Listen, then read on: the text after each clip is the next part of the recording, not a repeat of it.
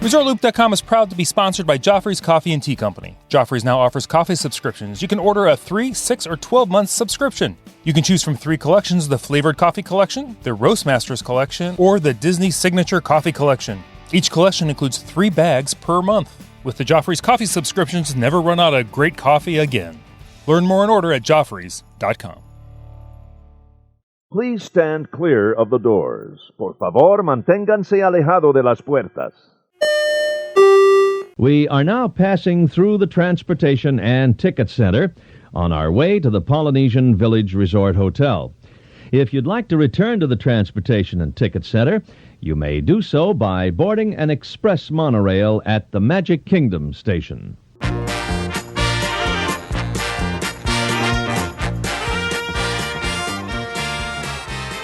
Hey everybody, I'm Tim Scott. This is ResortLoop.com. I'm super excited. It's that time of the month. Actually, it's next month, but imagine you're listening to this last month. This is the DVC Roundtable for September, and yet it's in October.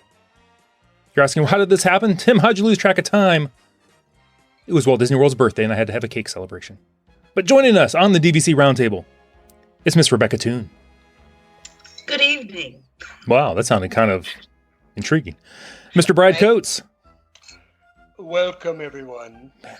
This is like the Haunted Mansion special. And Mr. Joe Quattrochi. Hey, howdy, hey. Okay, that didn't quite fit. Emily Hicks, unfortunately, can't be here tonight. Tried. You did try. You're going to get a C+ for effort. I give you a B+. Don't listen to her. We will take it. The bar is pretty low, so fine. How has everybody been the past month or so? You're good. It's been a month? Goodness. I know. I feel like time doesn't matter anymore. So It's like we're gonna a month. I will say that it's fall, which is my favorite season. I'm currently enjoying a apple cider margarita while we record tonight. Oh. And I have the windows open and it's like 65 degrees. So I'm feeling pretty content right now. I'm with my guys recording the show. It's a good night. What guys are there? I survived Food and Wine this past weekend. It was 95 degrees. Whoa, Nelly. For like 3 days in a row. And then, of course, today it's a beautiful 78 degrees here in Central Florida. It's like Chamber of Commerce weather. It's like, where was that like 3 days ago? Film those commercials today. How was Food and Wine Festival? You know, it was good. It was good. It wasn't. It didn't feel like it didn't feel the same, but it was good. But they're very understaffed. Like the lines, we got there right at like rope drop on Saturday, and it was good for about 45 minutes, and then everybody else showed up, and it got really crowded really fast. It was my first time actually. Jen and I broke every cardinal rule we always talk about. We went on a weekend during the daytime when it was hot, and. And I hate to use this, but locals were there, but there was a lot of locals there because there was a lot of people celebrating like weddings or birthdays. And I ended up drinking mostly water all day because I didn't want to pass out because it was really hot. But I did see a lot of drunk people. Like it's probably the most drunk people I've ever seen at Food and Wine. Oh wow! Past weekend. But everybody behaved themselves besides that. But it was good. I did try some new things this year. That was one thing I did try finally. I want to tell this, Tim. I did try the Spam, which kind of goes into one of our stories about Hawaii today. I was thinking the Hawaii. Yeah, it was okay. I tried a few other things that you've been meaning to try. Believe it or not, you guys will find this funny. 2 of my favorite things were both vegan options, not meat. I had the Impossible Burger, which I really liked, and then inside of the World Show place, they had a mac and cheese mac and cheese stand, and that's that big building that's to the right, like right by the UK. Yes, it's air conditioned too and stuff. And the macaroni and cheese line was like crazy long, but it was really good. It was really worth it. But I had like a sausage and pepper, like vegan option. I didn't realize it was vegan when I ordered it. And I was like, they're like, oh yeah, one plant-based. I was like, what do you mean plant-based? I was like, crap, I didn't read the menu. But I tried it. And it was actually really good. I was like, damn it, I like this. I'm like, so go figure. 2 of my favorite things from Food and Wine were like vegan plant-based options. So go figure. So, but it was good. I had a good time. Stayed at Pop Century. Okay, but what everybody wants to know is, did you eat on a trash can? Of course I ate on a trash can. Fine. Then everything was fine. I think it was like 3 or 4 trash cans we ate on. So, but it was good though. So I have not Fantastic. made it to Food and Wine, but I did drink my Joffrey's coffee yesterday for National Coffee Day, and it was wonderful. I tried the new. I had not had Victoria and Albert's yet, and I bought it last time. Ooh. And I cracked that bad boy open yesterday, and it was delightful. And I'm drinking right now. You said you were drinking your margarita. I'm drinking my Joffrey's. This time around, I ordered one of my flavored ones. I got the Bananas Foster. I love that. Oh, nice. Yeah, a And little Tim, bit of that vanilla sorry. cream to it, and it just turns into eating a banana. I am always tempted by that one. Now I'm going to have to get it next time. That's really good. Well, Tim, Okay. I'm drinking Diet Pepsi, so maybe PepsiCo will come on. There you go. By Pepsi Cola and Frito Lay. We better get into the news on this show. Brad, you're going to start us off with your first news story for the day. Yes, I am. All I got to do is get to that story so I can kind of cover it. So I actually asked if I could cover this particular story You because you asked how everybody's doing. Mm-hmm. Well, I'm doing fine. I was very sad. Finally had to cancel my Disney trip that I was heading with my youngest daughter on a daddy-daughter trip leaving 2 weeks from now. Had to cancel it. Oh, That was not happy. And then a day before yesterday, we got the email.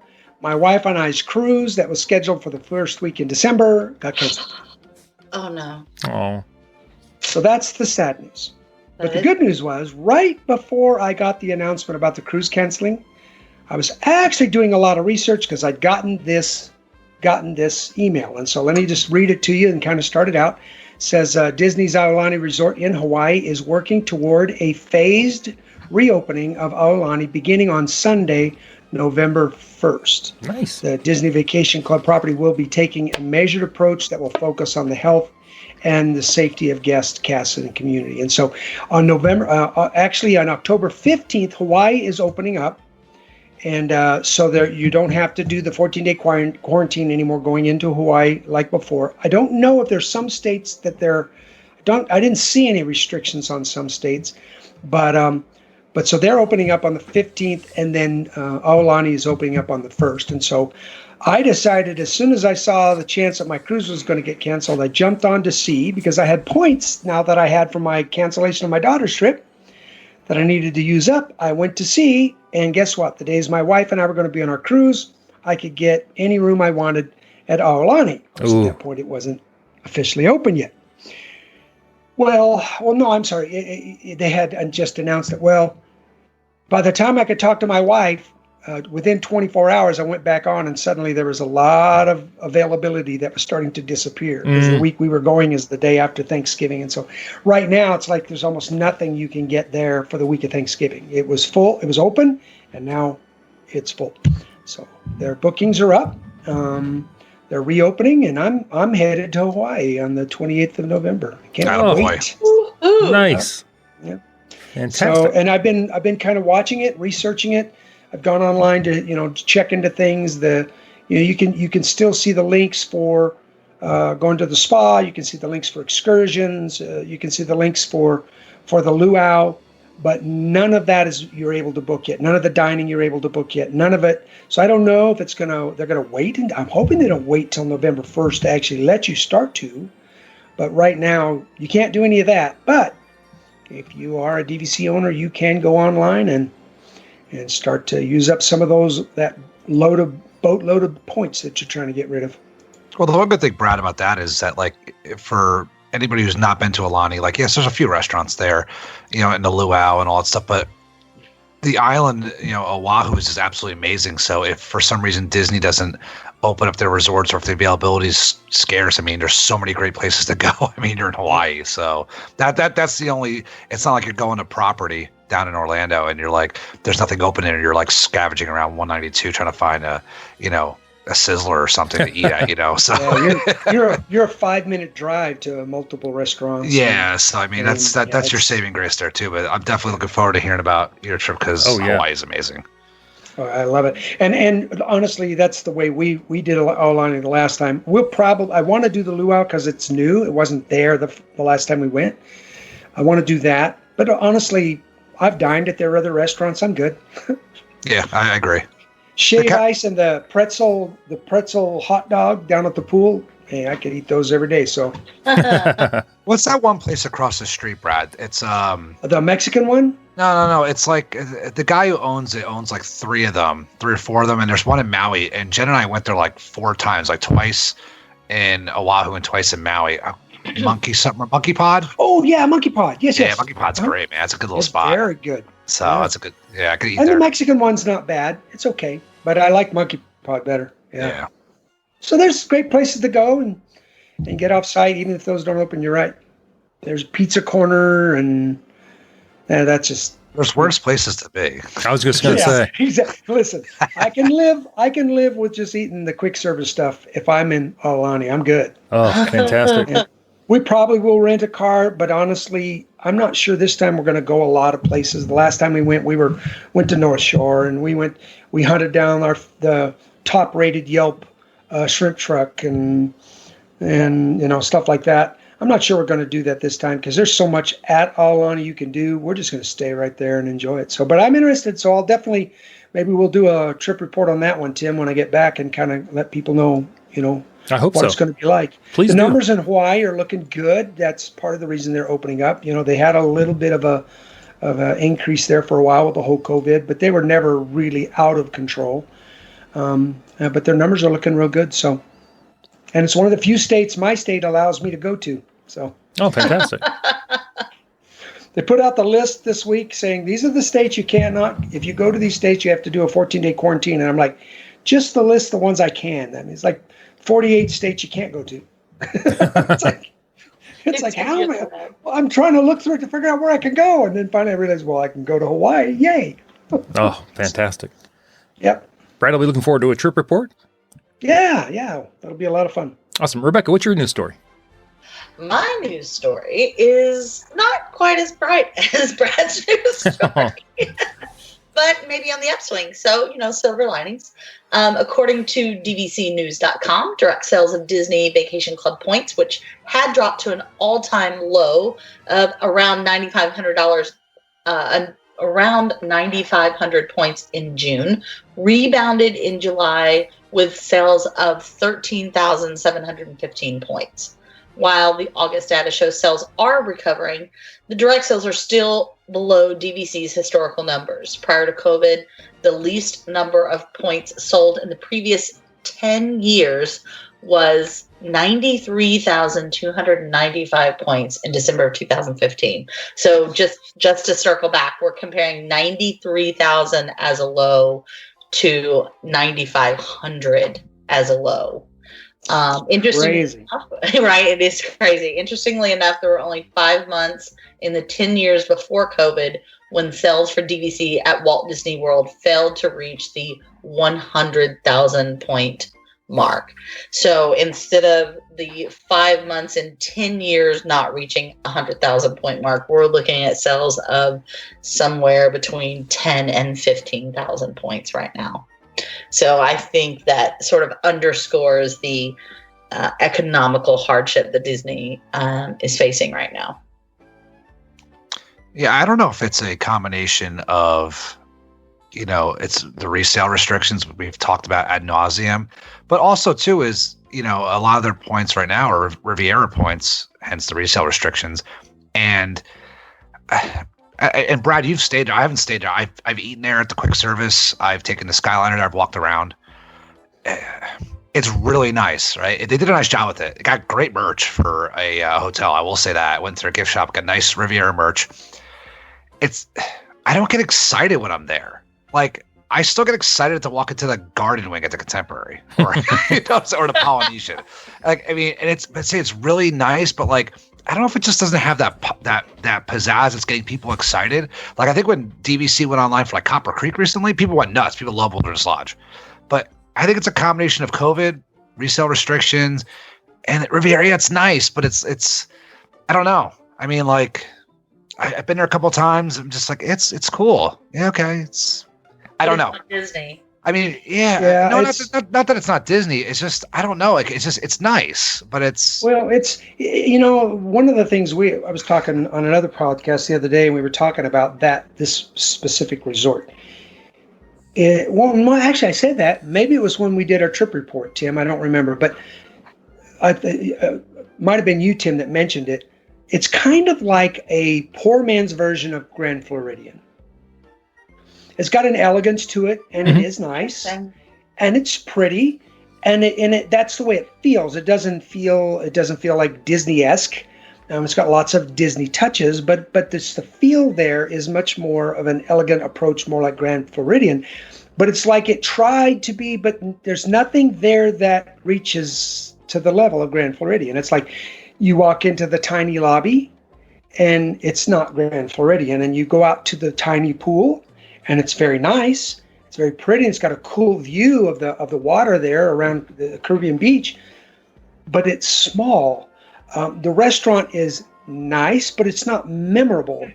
And so there's just a lot of that. I mean, I enjoyed it. I think the favorite thing I enjoyed there was I did do the Tower Studio room just to try it out. And if I'm there by myself with those low amount of points, that was actually kind of fun. It's kind of like staying in a Disney cruise cabin inside a hotel. It's kind of what it felt like, it's about the same square footage. So, but I fell in love with the Skyliner, and we were kind of talking before the show opened. Skyliner is a feast or famine thing. You either, if there's lightning or if there's rain and they're shutting that thing down, you hate it.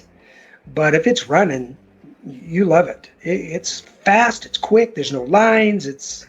So that's the thing. Riviera's nice, but with the restrictions that are on it, yeah, it just doesn't. It just doesn't like. I don't know if we just sound like Disney snobbish here. It just doesn't like get me excited. No. Like it's nice. Like I said, I don't want to say it's not a place I would stay. Like if somebody's like, "Hey, let's stay at Riviera," I'm like, okay.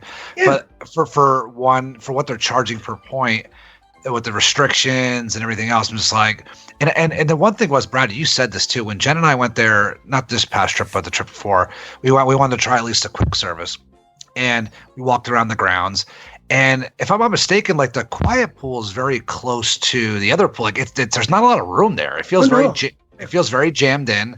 I mean, I dig the bocce ball courts because I do play bocce, which is great. But I mean, besides that, it just seems very like jammed in a little courtyard, and I don't know. It just doesn't get me excited. So I don't know. I think it's a little combination of everything. It just doesn't have that. It did have a good splash play area for the kids. Okay, that was nice. But that was it. I mean, in the pool, it was just nothing about it that made you go, "Ooh, nice pool." I'm going to put it this way, and this is going to segue Tim into the next story. If they were going to be making changes at Riviera, I don't think there would be the uproar news coverage that certain other resorts are possibly getting with possible changes. What resorts are those? What's that, Joe? If I could segue into story 3 here. Nicely done. So story 3 is Disney Imagineers are using the COVID-19 tourism slowdown to enhance one of Walt Disney World's original resorts for its 50th anniversary. The concept art shows changes to the, I can never say this, porte-cochere. I say porte-cochere. That's why I didn't take porte-cochere, there you go. And many of the resorts have it. And this is at Disney's Polynesian Village Resort. Disney just describes the changes as one of the biggest changes will greet guests right up front. A new porte-cochere will showcase the iconic mid-20th century architecture the Polynesian is famous for. Our team from Walt Disney Imagineering and Walt Disney World have crafted a design inspired by colors, patterns, and textures found throughout the resort. This new entry features a high-pitched open truss roof covered in a thatch style. So obviously, this news broke a little bit ago about how there's going to be some renovations done to the Polynesian. And I talked with Tim before we started recording tonight. Kind of went off on a little bit of a rant. And I'm going to make sure I tone it back a little bit. But so I was a little confused because I've watched some other vloggers and some other websites, and I'm confused about like everything that's going to be done. Like I've seen some of the concept art for the front of the Polynesian. I'm like, okay, and I know like the monorail station is going to be closed. And they're supposed to interject Moana into it. And that's fine. I mean, I understand that everything is kind of IP-driven based right now. The issue I have is that I don't know how much Moana they're going to inject in it. To me, and I've said this on this podcast, I've said this on the Mickey News podcast and other ones I've been on, Disney's Polynesian Village Resort is probably the most popular resort on Walt Disney World property. It's full 99.9% of the time. They had zero trouble selling their DVC points there when they converted those rooms, those 3 longhouses, to DVC. This resort needs no help at all anywhere. Yes, it's for Polynesian based. It's very stereotypical. Like as somebody, as Brad's going to Aulani, and I've been to Aulani, and I've been to Hawaii, I've been to a couple different islands. Yeah, it's not that 100% authentic, but it's a fun Polynesian, Hawaiian. It's supposed to encase all of the islands in the in the Pacific, right? It's got that classic Polynesian Walt Disney World feel. It was their opening day. I mean, this is where the Beatles broke up, right? At the Polynesian, right? Was it the Beatles? Yes. I mean, it doesn't need any help. So this is what I'm worried about, and I've been trying to find more information on this. If they want to change some of the little things like the carpets and this and that, and they want to make some like Moana inspired rooms, kind of like they have the pirate rooms or the princess rooms or whatever, I have no issue with that. But and I know that they're not going to touch the DVC longhouses, but if they're going to like redo the whole Great Ceremonial House, and they're going to take Maui, the tiki god, out of there, and they're going to take all the tiki signs out, and they're going to change, and then they're going to lighten it up. That dark brown wood is just so classic.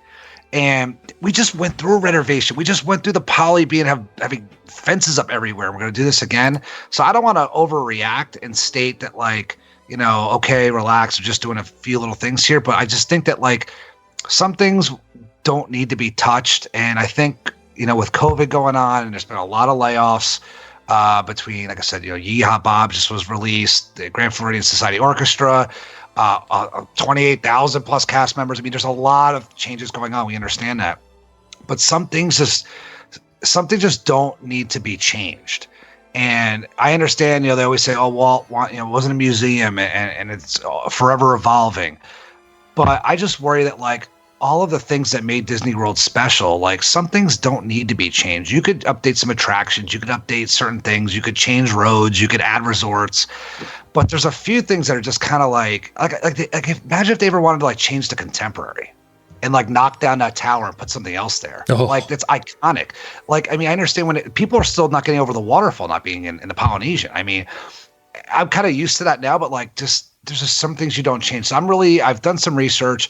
I've done a little bit of reading. I'm still not 100% sure what they're going to do. I just really hope that Disney doesn't go crazy and inject a ton of IP. You want to have some Moana rooms, fine. But I hope they really keep those dark woods. I hope they keep that Maui, that feel, even though it feels like it's 70s. I mean, if they wanted to make it look like it's Hawaii, go to Hawaii. I mean, you have a resort in Hawaii you could go to. It's not supposed to be ideal. You don't need to have that here in Orlando. So, that's my little rant. I mean, I'm just hoping that Disney doesn't go crazy, because honestly, the Polynesian is just, it's perfect. It's absolutely, the torches and just walking around at night. I mean, there's no other place. I mean, I love walking around the Poly at night. It's just, it's an amazing, it's one of the 2 resorts I stayed as a kid. I mean, obviously I was blessed, Contemporary, Polynesian, Grand Floridian. I mean, I stayed there quite a bit, and I just, so many memories there. And I don't want to see them go away. I just really hope they don't do too much. There's a different regime in right now, and they like to tinker with things, and I just really hope that they don't go crazy with the renovations. Going with that, with renovations, some things do need renovations. For example, I just read, I saw some pictures of the new rooms at Saratoga Springs. Absolutely gorgeous. I have no problem with changing those rooms. Lightened up, they look great. That's cool, but certain other things you may not want to touch so much. So that's my rant, Tim. So thank you I feel a lot better. Serenity now. So Joe, scoot over on the soapbox. Give some of us some room to join you. Brad is now stepping up. Because this is not really new news, but I really just, when we put the story out, Tim put the story out for tonight. I was just I took a deeper thought of it. I was just man, I really hope they don't go crazy with this, and they just kind of went off. So I'll step down now. So you guys can talk. When you think about Aulani and what you talked about, that what you experience on Aulani is very unique, and it's a very special, powerful experience. And there's lots of Disney touches there, but you don't feel like you're in a Disney resort. It absolutely is a culture-driven design, don't you think, Joe? Absolutely. And isn't that the same way Poly has been? It's really been designed culture-driven. It's fun. It's fun. You look at the carpets, you look at the stuff in the rooms, the fonts that are used in the signs.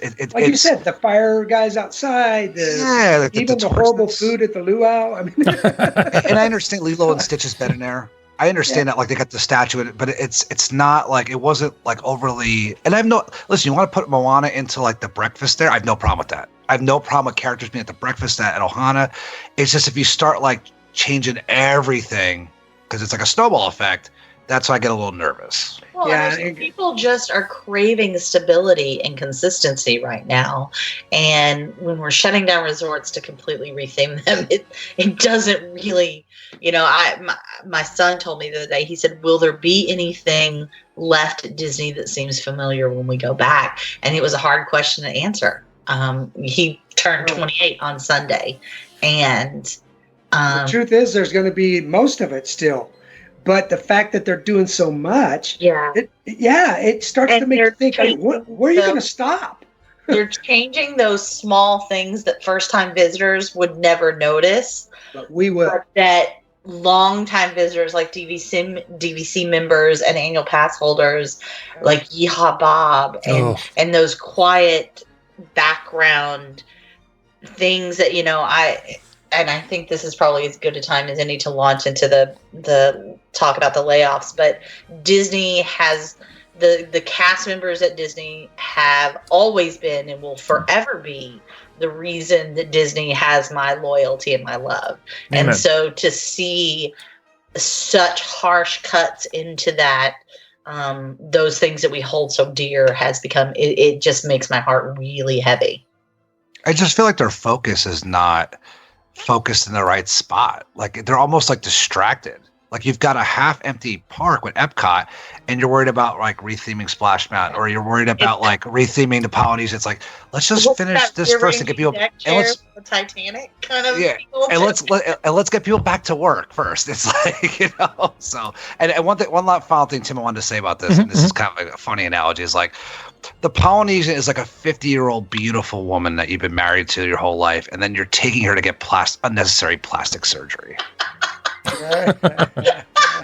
Everybody loves her. They think she's beautiful, and then you take her for no reason. So it's Thank you for that picture. I feel attacked. Visual effects. So I've heard some of this stuff about layoffs and stuff, but fill me in on some of that information. So what's going on? 28,000 was the number that Disney sort of led with. Well, that was Disneyland, wasn't it? Or is that? No, that's Disney as a whole. As a whole. I think Disney as a whole, but the specific cuts that we've seen, especially through Twitter, Yeehaw Bob announced last night that he'd been cut. He's the piano player over at Port Orleans. Just makes me ill. Mm-hmm. The Grand Floridian Orchestra that played out in front of visitors for so many years, decades, and just added such a touch of class and elegance to that resort. I'm pretty sure that's why Emily's not on the show tonight. She's in deep mourning. But we call these specific people out because we have come to know them personally. But listen, there are thousands of cast members that I have encountered over my 25 years of going to this park and have had incredible experiences with them. And I will never forget the time that I went to Animal Kingdom and was going into the Tarzan show back when the Tarzan show used to be a thing. Mm-hmm. And the same cast member welcomed me into the queue that had welcomed me into the queue 3 years prior to that. And in that, I can still pinpoint that was the day that I became a loyal visitor, because it was so, and she didn't remember me, but she was as friendly as she had been in that moment. And she spoke to my children, and it was like seeing a family member. And I remember thinking, I want this for my kids. And so even though we tend to focus on those names that are billed, with great, excitement, those people that were there every day filling the queues and doing those jobs that sort of go unseen are equally missed. And we could do a whole show, I bet, on those moments. I remember the day when the cast member walked up to my crying daughter, hands her a Mickey bar. Yeah. I remember when my youngest daughter decided that my oldest daughter, who took literally her entire amount of money we gave her to spend at Disney World for a week, she spent it on one thing, an $100 play thing with all these little characters, and her little sister proceeded to bite the heads off of every one of the princes, just chewed the heads right off. See, Brad, I thought you were talking about a $50 pizza. I'm sorry. No, and so she bites them off, and so I go back to the park, and I say, there's probably nothing you can do, but there's any way I can just order the characters. Can I just get those? And the person said, let me go in the back. Let me talk to the manager. She goes in the back. She comes out with a brand new box of the Princess Castle, brand new, and hands it to me. And I said, well, we can't afford another one. And she said, no, this is our gift to your daughter. Oh, she deserves to have this. And it's just like those moments, So that's why my 21-year-old daughter has done something Disney every year of her life for 21 years. My whole retirement is invested into Disney. Thank you very much. So it's tough to see those hard. people that we hold so dear and count as family struggling. And we hope that there are better days ahead for all of them. And for Disney. I mean, it's part of the corporation and part of the entertainment industry that we have invested so much time and so much love into, and it's tough to see them struggling. It's tough to question their decision making at times. It's tough to see people out of work.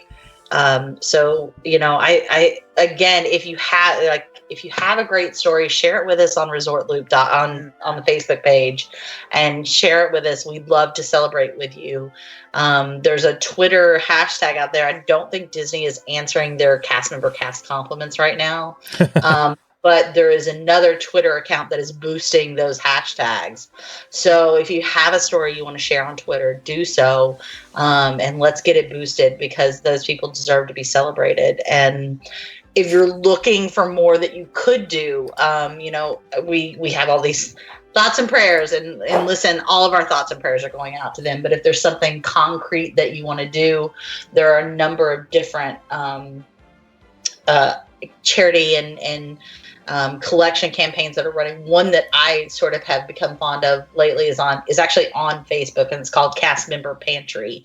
And you can donate to them, and you can either send them specific items from a grocery list on Amazon that they have. You can Venmo them. You can share money with them in a number of different ways. But they provide groceries to cast members who are sort of experiencing food instability, and it's a great way to do that.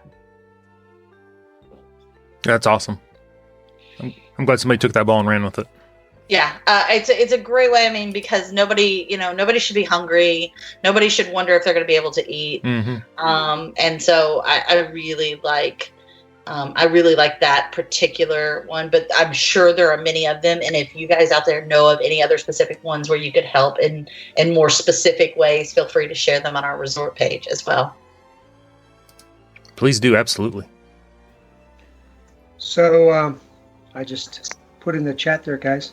Yeah, Brad, do you want to talk about this? Since I think it was just posted on DVCnews.com. I actually had just read it. So funny. Well, go ahead. Breaking news. Tim Krasniski from DVCnews.com posted this. The headline is "New Resale Waivers Suggest Change in Riviera Standing." So, Brad, if you want to, I'm trying to read this very quickly here, but so basically, they're talking about when they first introduced the contracts that were written to allow points to be used for all DVC locations only, if purchased direct from DVC itself. That was the only way you could do it.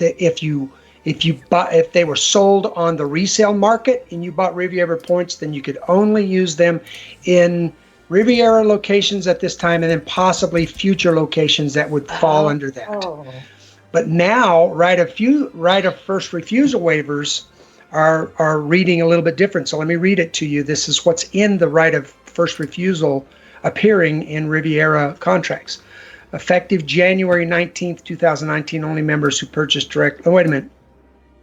No, this is just talking about what was before. Down. So beginning August 11th, 2020, they quietly changed the way that was worded. So this has actually been out for a while, but we hadn't noticed it. So before it said resale contracts purchased for the existing 14 DVC club resorts will only be able to exchange points into those 14 resorts. So you couldn't change into. So this puts Riviera in the same ranking as the other resorts. Is that right? Yeah, because now it says resale contracts purchased. Riviera. Yeah, now it says resale contracts purchased for the existing 16 DVC resorts will only be able to exchange points in those 16 resorts. So it's still talking like there's going to be a limitation, but that Riviera is not a part of that limitation anymore. It sounds like they're putting it now, grouping it with the first 14. So it'd be Riviera, and what was the other new one? Anybody notice? Disney Reflections, but that's kind of on hold right now. Yeah, that one's kind of on hold. So yeah. So is this to encourage sales? Is this to placate current owners? What is this? Where do you think this is coming from? I think that you're a good guess on both of those. Interesting. Now I will say, I meant to mention this earlier. We were talking about Riviera before, and Joe and I talked about we don't want to make it. We don't want to give it a bad rap, and I don't think Joe was either. It's a pretty resort. It just doesn't draw you to it. But I will tell you something. Every person I talked to on that resort, and I talked to a couple dozen probably by the pool or in the restaurants, and I'm kind of a chatty Cathy. I don't know if you ever noticed that. Brad, you? But everybody that owns there loves it. Yeah. It's like there wasn't anybody that had like buyer's remorse. Everybody's, oh yeah, we can't wait. And I'd ask about the, going forward, and they said, we bought it. We knew that. We bought it planning never to sell, or we don't care. We love this resort. It's the kind that we wanted. And it's the perfect location. And so, but I think you're right. I think you probably hit both. Don't you think, Joe? It's probably both of those. It's both. Yeah, I mean, it may have just gotten better. I don't know. But I mean, and that's right now too, they're down to 9,352 points. Right, like they're ready to take. But yeah, I mean, that's the one thing we want to stress too. It's like we don't hate Riviera. It's just like, it's, I don't know, but it's really nice. I mean, I would stay there, but it's, right. I think it's just like, for what they're charging per night, and for, I'm just like, I'm not paying that much for a point, a resale point, whatever. I'm like, but it also goes back to what you and Brad and Emily have always said: buy where you want to stay. Yeah, I mean, that's the thing. I mean, and you know what though? I listen. I have flip flopped on a lot of things, including, like I said, the Skyliner, including restaurants, including resorts. I mean, so my opinion changes a lot. So not like anybody really cares about my opinion, but so I mean, I've seen Riviera. It's really nice. I don't know if would I buy there? Probably not. But if the opportunity to stay there came up, I'd be like, yeah. I mean, me and Jen were booked at one time to stay there for one night to try it out, and then the weekend trip kind of fell apart. But I mean, I go back and forth on it. I mean, there's some days I don't really like Saratoga. I'm like, got the long bus ride. So some days I love it. So go figure. But yeah, I mean, it's a movie target. I saw that and got excited. I was like, this was just posted, I think. Yeah. So and here's the thing. I was gonna say, I enjoyed it enough. I'll be honest. If the point price was low enough and good enough, and if they didn't have the resale restrictions, I might consider buying a small contract. It'd be a game changer. That would be a game changer. I think, yeah, so. I mean, I would consider that. That to me, it's the one thing that makes it go. Then I'm just not interested. But I might, if the price is right. I might. Yeah. But I want to mention one other thing. And sorry to interrupt you. I did notice now at the bottom of his article, he said, we have not yet been able to confirm whether the single resort restrictions have been fully lifted from Riviera. They've noted that some people who have recent attempts to book a Riviera stay using resale points were unsuccessful. So, however, that doesn't mean it's not going to open up. This verbiage may mean it's just not all fully operational yet. So we don't know for sure. But that wording does make it sound like maybe there's changes afoot. Maybe this is a starting way of reversing course, where they just do it little by little, kind of under the radar. Don't admit you did something wrong. Just nobody's paying attention to it, right. Just like, oh yeah, by the way, and so. Yep. We can. That's the way I would do it if I had a reverse course. I would do it that way, kind of like under the radar. So. Right. Yeah. I have some other breaking news. Oh my goodness. My margarita is empty. Oh, That sounds like a personal issue. that sounds like it's time to start to wrap the Maybe our show. listeners can help with that. And my Joffrey's is low, so I don't know, Tim. We better wrap this up. I finished up mine as well. Tim's got to wake up at 1 a.m. to go to work again. So He's actually just going to work directly from here. Thank you, everybody. Absolutely. Oh, Rebecca, thank you very much. Where can people find you? Well, in about 5 minutes in the kitchen making a margarita. But also at Resort Loop on Facebook and at Tequila Becca on Twitter. Oh, fantastic. Of course. Of course. Brad, how about you? You can find me Papa Mouse 101 on Twitter, and I might answer in the next 6 months or so. You never know. But honestly, best place to find me. I'm usually hanging out in our webpage for Resort Loop Live and places like that. And most recently, I've become a regular member on the My DVC podcast.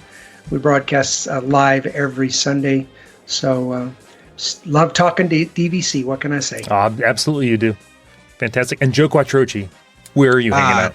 Tim, you can find me on Twitter and Instagram at Joe Quack. You can also find me over at the Mickey Dudes podcast. And you can find me at a future episode on Brad's other podcast. I have to weasel my way onto that one to talk to Hey, come and do it. Fantastic. Everybody, I'm Tim Scott. Facebook, Twitter, the website, ResortLoop.com. Brad Hidden at Looper Nation Live over at Facebook. If you're not a member there, join. We share lots of fun stuff over there. You've been listening to The Gateway to the Magic. Take us out, guys. See you, everybody. See everybody. And getting better. Yeah. Joe's got it. I mean, Joe's got it nailed.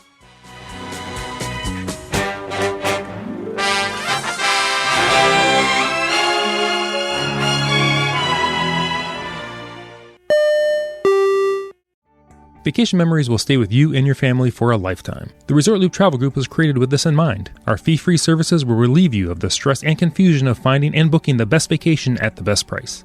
After booking, we will continue to monitor for ways to save you even more on your vacation. We will check for any upcoming packages and discounts to save you as many vacation dollars as possible. Resort Loop Travel Group, gateway to your magical vacation memories. Get a quote, or for more information, visit ResortLoopTravelGroup.com.